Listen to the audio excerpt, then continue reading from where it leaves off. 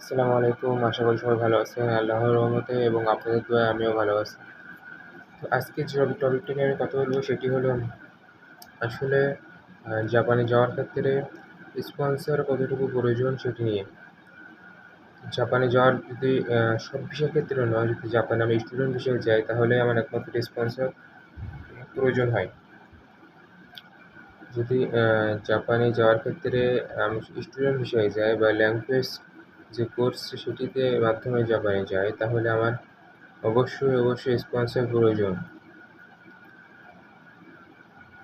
এই স্পন্সর কি হতে পারে? স্পন্সর হতে পারে নিজের বাবা, মা, ভাই, বোন অথবা নিজের কোনো আত্মীয়স্বজন অথবা নিজেও স্পন্সর হওয়া যায়। সেক্ষেত্রে নিজের আর্থিক যে সক্ষমতা সেটি প্রদর্শন করলে নিজের স্পন্সর নিজেই হওয়া যায়। তো এই হলো মূল বিষয়। স্পন্সর কেন প্রয়োজন? স্টুডেন্ট ভিসার ক্ষেত্রে যেহেতু আমি সেখানে পড়াশোনা করতে যাচ্ছি সেজন্য নিজের যে খরচ সেটি বহন করার মতো সক্ষমতা যদি একজনের থাকে, যদি কোনো বিপদ আপদে নিজের সমস্যার সমাধান হতে পারে, নিজের পড়াশোনা চালিয়ে যেতে পারি, নিজের ভাষা দক্ষতা শিখতে পারি ইত্যাদির জন্য এবং কোনো বিপদের ভিতরে না পড়ি সেজন্য স্পন্সর প্রয়োজন হয়। তো স্পন্সর এর ব্যাংকে আসলে কত টাকা রাখতে হয়? স্পন্সরের ব্যাংকে সাধারণত 12 থেকে 20 লাখ টাকা, 22 লাখ টাকা এরকম দেখাতে হয় সর্বনিম্ন। 12 লাখ টাকার নিচে দেখানো যায় না, কারণ ওখানে টিউশন ফি প্রায় 6 থেকে 7 লাখ টাকা হয়ে থাকে এক বছরের। তো 1 বছরের টিউশন ফি আমাকে প্রদান করে যেতে হয়। আরেক বছরের টিউশন ফি আমাকে ওখানে গিয়ে প্রদান করতে হয়। ওখানে সরি ওখানে সপ্তাহে 28 ঘন্টার একটি ওয়ার্ক পারমিট থাকে। যদি স্টুডেন্ট হিসেবে যাই সপ্তাহে সর্বমোট আমি 28 ঘন্টা কাজ করতে পারবো। তো এগুলো তবুও যদি আমি স্টুডেন্ট, যে কোনো ধরনের সমস্যা আমার হতে পারে, সেজন্য স্পন্সরের টাকা অবশ্যই দেখাতে হয়। তো অনেকে স্পন্সরের টাকা শুধুমাত্র দেখালেই হয় না, তার স্পন্সরের টাকা দেখানোর সাথে সাথে স্পন্সরের প্রতি মাসের যে ইনকামের যে তালিকা সেটি প্রদর্শন করতে হয়।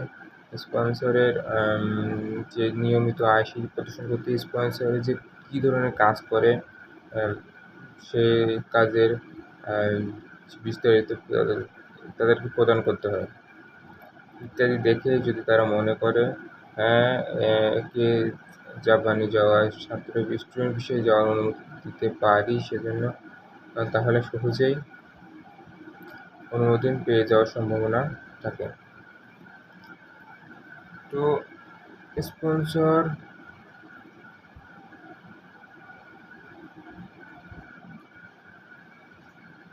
খুবই একটি গুরুত্বপূর্ণ একটি বিষয় বলা যেতে পারে। তো অনেক ব্যাংক স্পন্সর তারা নিজেরাই বা অনেক প্রতিষ্ঠান এজেন্সি তারা স্পন্সর নিয়ে চিন্তাভাবনা না করতে বলে। অনেক এজেন্সি আছে তারা টাকার বিনিময়ে স্পন্সর প্রদান করে থাকে। তারা এমন কাজও করে থাকে যে হয়তো বা আমার কোনো অ্যাকাউন্ট আছে যেটা নিজস্ব নিজের স্পন্সর নিজেই, এরকম একটা চিন্তাভাবনা। তো নিজের একটা অ্যাকাউন্ট আছে, সেখানে তারা কী করে, তারা নিজস্ব টাকা সেখানে কিছুদিনের জন্য রেখে স্পন্সরের জন্য আবেদন করে দেয়। তার বিনিময়ে কিছুটা অর্থ নিয়ে থাকে। এবার আমার ব্যাংকে 20 লাখ টাকা মতো রেখে আমার কাছ থেকে 30,000 বা 40,000 টাকা নিল। নিয়ে এই টাকার বিনিময়ে তারা ওই টাকাটা কিছুদিনের জন্য আমার ব্যাংকে রেখে দিল। যখন আমার ব্যাংকে রাখলো তখন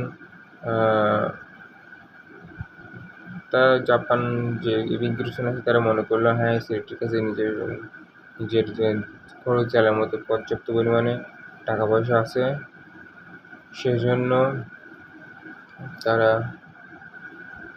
স্পন্সর হিসেবে নিজেরটা নিজেই গ্রহণ করে ফেলে এবং এই জন্য অন্য কোনো ঝামেলা পোহাতে হয় না। এখন আসা যাক স্পন্সরের টাকা আসলেই জাপানের যে কাজে লাগে কি না। যারা স্পন্সরের টাকা তো অবশ্যই মূলত কাজে লাগে, কিন্তু আমরা যারা মধ্যবিত্ত আছি তাদের ক্ষেত্রে সমস্যাটা হয় তারা এই যাওয়ার সময় হিউজ পরিমাণ টাকা খরচ করে ফেলে। এই হিউজ পরিমাণ টাকা খরচ করার পরে আর তাদের সামর্থ্য থাকে না যে অন্য অন্য অন্য আর কোনো টাকা পয়সা খরচ করা। যেতেই প্রায় 12 লাখ টাকা 13 লাখ টাকা বা 15 লাখ টাকার মতো খরচ হয়ে যায়। এত বিশাল পরিমাণের টাকা খরচ করার পরে কেউ আর চায় না যে অতিরিক্ত আর টাকা কোনো খরচ, ফ্যামিলি থেকে আর কোনো সাপোর্ট তাকে প্রদান করা হয় না। তো তাকে অবশ্যই গিয়ে ইনকাম করে নিজের খরচ চালাতে হয়। এটা ছিল স্পন্সরের কারণ। কী কী স্পন্সর কেন গুরুত্বপূর্ণ,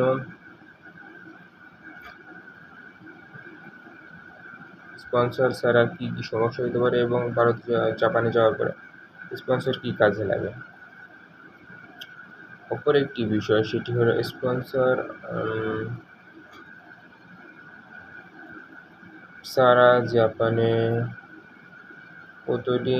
কতদিন টিকে থাকা যায়। স্পন্সর ছাড়া জাপানে ইচ্ছা করলে সারা জীবনে টিকে থাকা যায়, কারণ আমরা তো বাঙালি। তো যাওয়ার আগে অবশ্যই আমরা কিছু টাকা নিয়ে তো তারপরে জাপানে যাই।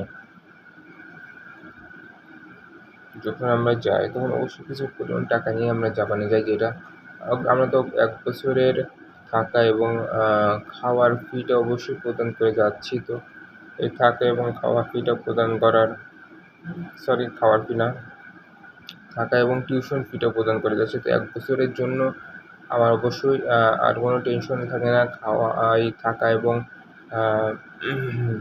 টিউশন ফির জন্য। কিন্তু পরবর্তী বছরের জন্য আমাকে নিজে ইনকাম চালিয়ে যেতে নিয়ে সেভিংস করে সেই টাকা দিয়ে আমাকে আমার সামনের বছর টিউশন ফিও প্রদান করতে হয়। সেজন্য স্পন্সর এটা খুব একটা প্রয়োজন হয় না। তবে স্পন্সর লাগে কখন যেন, যখন স্পন্সর সাপোজ আমি সব টাকা ম্যানেজ করছি, এখন 1 লাখ টাকার মতো বা গ্যাপ পড়ছে, 1 লাখ টাকা ওকে প্রদান করতে হবে। তখন তো 1 লাখ টাকা এখন সামনের মাসে বেতন দেবে, কিন্তু আজকেই বা 2 দিন পরে আমার লাস্ট ডেট বেতন প্রদান করা। সেজন্য এই লাস্ট চেষ্টা করতে হয় যেন ওদিক থেকে টাকাটা ম্যানেজ করা যায়। সেজন্য স্পন্সরের কাছ থেকে টাকাটা নিয়ে 1 লাখ টাকা নিয়ে সব মিলে টাকাটা তাদেরকে প্রদান করলে কোনো ভয় থাকে না, কোনো সমস্যাও থাকে না। প্রদান করার পরে আমরা সহজে অনায়াসে ক্লাস করতে পারি, আর কোনো সমস্যা থাকে না। এটা তো গেল মূলত স্পন্সর এর সুবিধা বা স্পন্সর এর দিক। তো কিছু টিপস আমি আপনাদেরকে দিব যে স্পন্সর নিজের মা বাবাকে রাখা থেকে বেশি ভালো। কারণ যদি নিজের মা এবং বাবাকে স্পন্সর রাখা যায় তাহলে সহজে ইমিগ্রেশন বা যে কার্যগুলি আসছে সেগুলাই সহজে গ্রহণযোগ্য হিসাবে গ্রহণযোগ্যতা পায় এবং কোনো অতিরিক্ত কোনো সমস্যা হয় না।